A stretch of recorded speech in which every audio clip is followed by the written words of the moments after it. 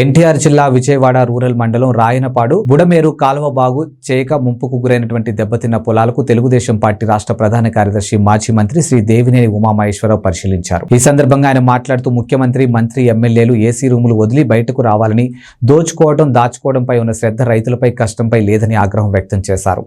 ఈ కార్యక్రమంలో శీలంనేని సాంబశివరావు, పొలసాని సుబ్బారావు, రంగినేని నరేంద్ర తదితరులు పాల్గొన్నారు. వీళ్ళంతా కూడా ఆంబోతుల్లాగా ఈ ఊళ్ళో నా మీద పడతారు. ఈ డ్రైనేజ్ వ్యవస్థ బాగుంటే మీ అవినీతి కాదా ఇది? ఈ డ్రైనేజీ వ్యవస్థ ఈ 40 లక్షల్లో మీరు ఖర్చు పెట్టిన లక్షలన్నీ కూడా సరిగా ఖర్చు పెట్టుంటే, సరిగా ఇవన్నీ తీసుంటే ఈ దౌర్భాగ్యం, ఈ కష్టం ఈ రైతులకు వచ్చేదా? ఇది మానవ తప్పిదం, ప్రభుత్వ తప్పిదం, వైసీపీ నాయకుల తప్పిదం, ఎమ్మెల్యే వాళ్ళ వైసీపీ నాయకుల అవినీతి తప్పిదం. ఇవాళ దేవుడు మాకు కొంత తుఫాను వల్ల మేము కొంత నష్టపోతే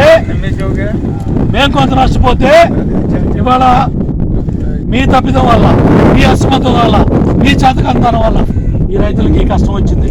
నీళ్లు పోక, బుడమేరు కదలక, కాలువలో ఇక్కడ హైవే తాలూకా మట్టి ఎవరో పక్కదీక, ఇంత ఘోరమైన పరిస్థితులు ఒక కలెక్టర్, ఒక ఎమ్మెల్యే, ఒక కేంద్ర మంత్రి, ఒక మాజీ కేంద్ర మంత్రి వచ్చిన ఈ గ్రామంలో ఈ దౌర్భాగ్య పరిస్థితి ఉందంటే పక్క గ్రామాల్లో ఏ పరిస్థితి ఉంది, మిగతా గ్రామాల్లో ఏ పరిస్థితి ఉంది? వాళ్ళు వస్తేనే దిక్కులేదు, ఇక రాని గ్రామాలు ఏముంటో పరిస్థితి అర్థం చేసుకోండి. ముఖ్యమంత్రి, ఇది వాస్తవ పరిస్థితి. ఇప్పటికైనా నీ జిల్లా కలెక్టర్లు, నీ అగ్రికల్చర్ డిపార్ట్మెంటు, నీ హార్టికల్చర్ డిపార్ట్మెంటు, నీ మార్కెటింగ్ డిపార్ట్మెంటు, నీ సొసైటీలు, నీ ఏటో పెట్టే రైతు భరోసాలు మొత్తం వచ్చి రైతుకు అండగా నిలబడండి. ధైర్యం చెప్పండి. ఏ రైతు దెబ్బతినకూడదు, ఏ కౌలు రైతు దెబ్బతినకూడదు, వాళ్ళ గుండె లాక్కూడదనే చంద్రబాబు నాయుడు గారు మమ్మల్ని గ్రామాల్లో తిప్పుతున్నాడు. చంద్రబాబు నాయుడు గ్రామాల్లోకి వెళ్ళి వాళ్ళకి ధైర్యం చెప్పండి. ఆ దద్దమ్మలు చేయకపోయినా రేపు మన ప్రభుత్వం వచ్చినప్పుడు వాళ్ళని ఏ విధంగా కాపాడాలి, వాళ్ళకి ఎట్లా కాపాడాలి? నేను తెలుగుదేశం పార్టీ తరఫున ఈ డిమాండ్స్ని పెడుతున్నాను. ఇవి చేయండి.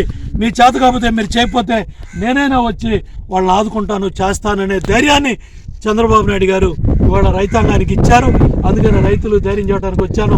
అందరూ కూడబలుక్కొని ఎవరు వచ్చి ఇబ్బంది పెట్టినా కూడా ఒక మాటగా, మన అందరం కూడా ఇవాళ రైతు కులం కింద, కౌలు రైతు రెండు ఒక మాట అనుకొని ఓదార్చి ధైర్యం చెప్పి అప్పులాళ్ళ మీద పడకుండా, రైతు ఆత్మాభిమానం దెబ్బతినకుండా, ఏ రైతు జారిపోకుండా, ఏ కౌలు రైతు దెబ్బతినకుండా వాళ్ళ కాపాడాలని గ్రామస్తులందరూ కూడా చేతులెత్తి దండం పెడుతున్నాను.